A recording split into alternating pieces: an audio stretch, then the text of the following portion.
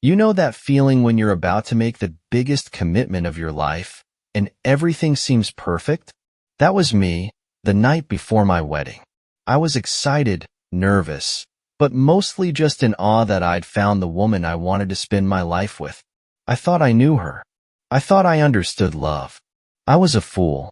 That night, I was staying in a hotel with my best man and a few close friends. Tradition, right? The groom and bride don't see each other before the wedding. But honestly, I didn't mind. The anticipation made everything feel more real. At around midnight, I got a text from her. "I love you so much. Can't wait to be your wife." It made me smile. I replied, "I love you too. Just one more night." One more night before our lives were supposed to begin together. And then, one of my friends came back to the hotel room, looking pale as a ghost. He hesitated before speaking. "Man, I don't even know if I should tell you this." I laughed, thinking it was some dumb bachelor party prank. "What? You lose a bet? Drink too much?" But he wasn't joking. "It's her, man. Your fiancée. She's at the bar down the street. She's not alone." I felt something in my chest tighten, but I forced a chuckle. "She's probably just having a drink with her bridesmaids. No big deal." He swallowed hard. "It's not her bridesmaids, man. It's some guy." I stood up so fast the chair nearly fell over. The other guys in the room went quiet, waiting to see what I'd do. My best man put a hand on my shoulder, trying to calm me down. "Dude, don't jump to conclusions. Maybe it's just a friend." I wanted to believe that. I really did. So I grabbed my jacket and left. The place was just a couple of blocks away. A dimly lit, upscale bar, the kind of place you'd go to for one last drink before a big day. I walked in, scanning the room, heart pounding, and then I saw her, sitting in a booth near the back, leaning in close to some guy, laughing, touching his arm. She looked comfortable, not nervous, not drunk, just comfortable, like this wasn't the first time. I froze. My stomach dropped. I wanted to be wrong. Then I saw his hand slip to her thigh. She didn't stop him. Instead, she moved closer. Something inside me snapped. I pulled out my phone. My hands were shaking, but I managed to record a few seconds. Not because I needed proof. No, I didn't need anything more than my own two eyes. But because I wanted to remember this moment. The moment she threw everything away. I didn't make a scene. I could have. I wanted to. But instead, I turned and walked out. I didn't go back to the hotel. I needed air. Needed to think. The wedding was supposed to be in less than 12 hours. People were already flying in. The venue was paid for. The caterers, the flowers, the vows, all ready to go. And she had done this. I clenched my fists. I had two choices. Pretend like I didn't see anything and marry a woman who clearly didn't respect me, or do what needed to be done. I already knew the answer. Tomorrow wasn't going to be a wedding. It was going to be a reckoning. I didn't sleep that night. How could I? My mind was racing, replaying the moment over and over. Her laughing, leaning into him, his hand on her thigh. I kept checking my phone, watching the short video I took, like I needed to remind myself that it was real. That the woman I was supposed to marry in just a few hours had already broken every vow before she even got the chance to say them. By the time the sun started creeping through the hotel window, I had a plan. I wasn't going to let her humiliate me quietly. No, I wanted her to feel every ounce of betrayal I felt. She deserved it. Morning of the wedding. The wedding was set for noon. By 8 a.m., guests were already getting ready. My family was texting me, and my best man was knocking on my door. "Hey, man, are we doing this?" I turned to face him, my jaw tight. "Oh, we're doing something, but not a wedding." He hesitated. "Are you sure about this?" "Maybe you should." "I'm sure." I cut him off. "She made her choice last night. Now, I'm making mine." I took a deep breath, grabbed my phone, and texted her. Me, morning, beautiful. Can't wait to marry you today. I wanted her to think everything was normal. Let her walk into that ceremony thinking she got away with it. Let her feel safe before I ripped the ground out from under her. She responded within seconds. I'm so excited. I love you so much. I can't believe today is finally here. The audacity. I gritted my teeth, forcing my fingers to type a reply. Me, love you too. See you at the altar. The lies came so easily to her. But today, she was going to learn that I don't get played. By the time I arrived at the venue, everything was set up beautifully. White roses, chairs lined perfectly, a soft breeze making everything feel like a dream. It would have been the perfect wedding, except there wasn't going to be one. Guests were arriving, chatting, excited for the big moment.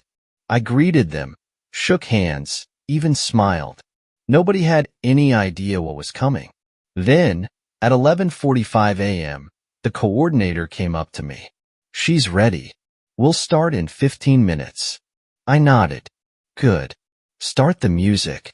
She walked down that aisle like the perfect bride, smiling, glowing, completely unaware that her world was about to crumble. I stood at the altar, waiting. When she finally reached me, she took my hands, whispering, I love you. I stared at her, my chest burning with anger, but I kept my face unreadable. Then, as the officiant cleared his throat to begin, I turned to the crowd and pulled my phone from my pocket. Before we start, I have something to share with all of you. A murmur ran through the guests. My fiancé's smile wavered. I held up my phone. Last night, while I was in my hotel room waiting for today, my beautiful bride-to-be was somewhere else. With someone else. Gasps. Whispers. Her face went pale. I hit play. The video wasn't long, just a few seconds. But it was enough. Enough to show her laughing. Enough to show his hand on her thigh. Enough to show everything. Silence. Then, chaos. Her father shot to his feet, eyes wide.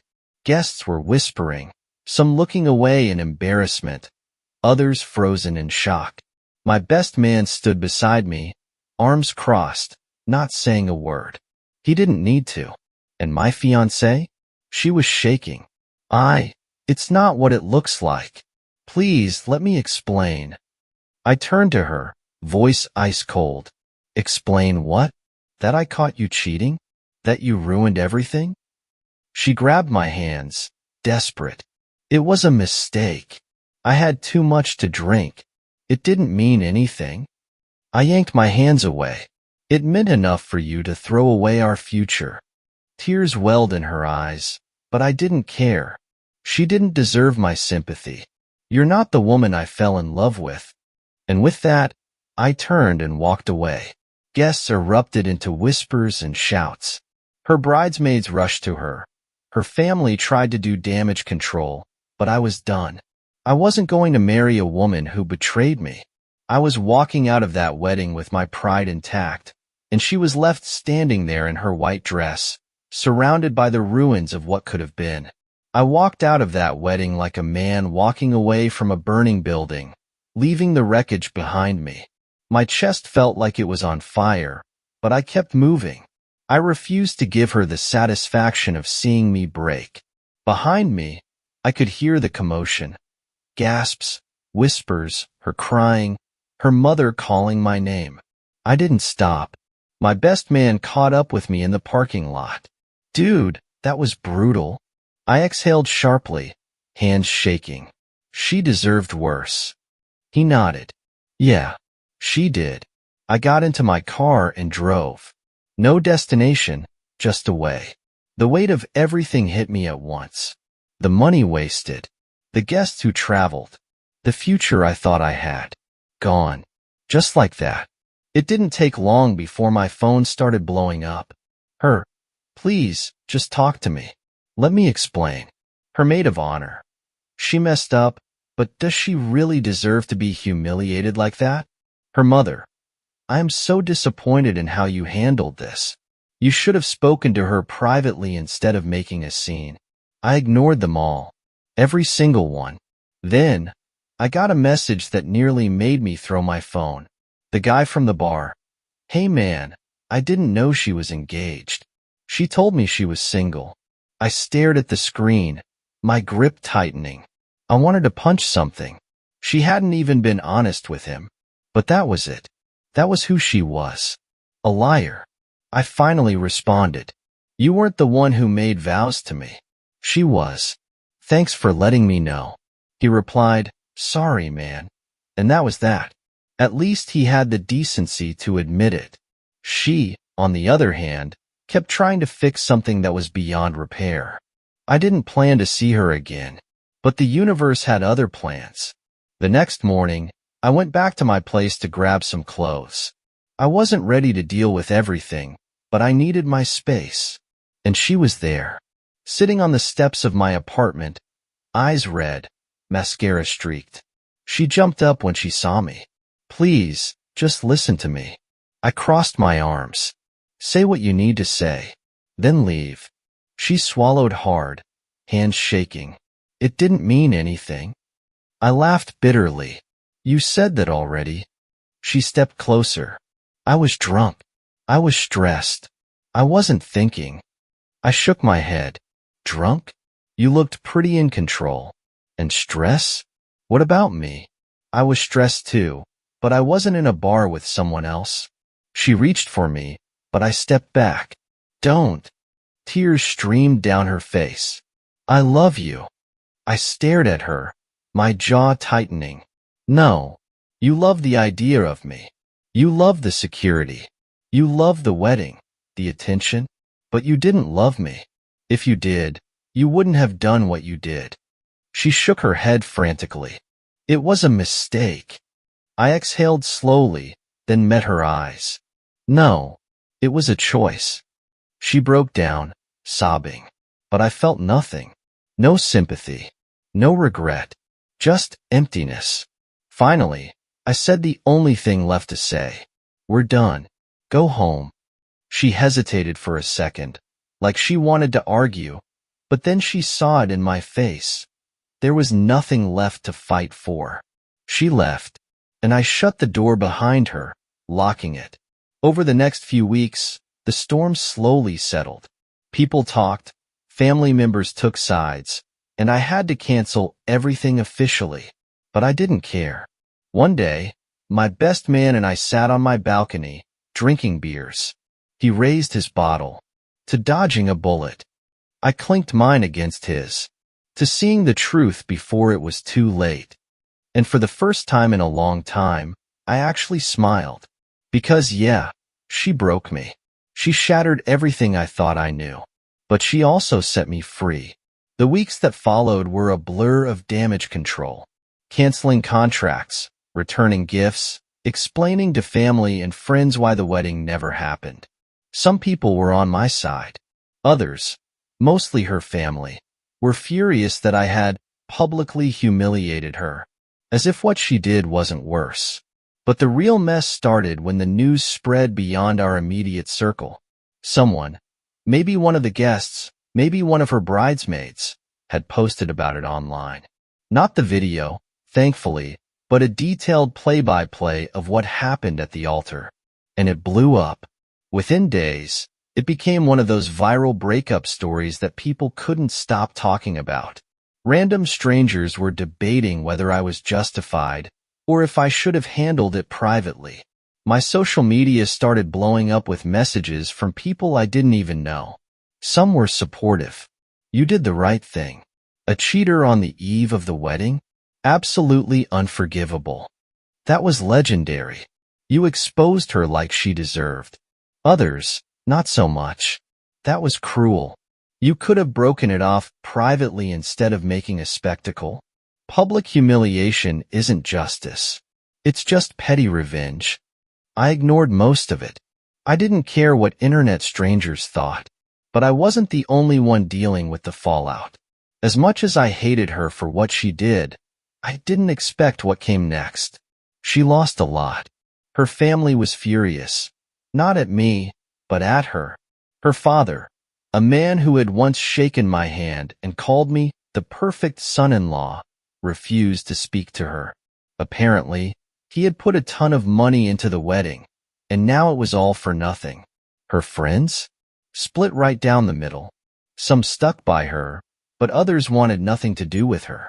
They didn't want to be associated with the girl who got exposed at the altar. Then, there was her job. She worked in a fairly conservative office, and somehow, word got around. Her reputation took a hit, and though she wasn't fired, she was definitely treated differently. And the guy from the bar? He ghosted her. She didn't just lose me, she lost everything. At first, I felt a tiny bit of satisfaction. She had made her bed. But the more I saw her life crumble, the more I realized something. I didn't need revenge. Life was already punishing her in ways I never could. A month after the wedding that never was, I ran into her again.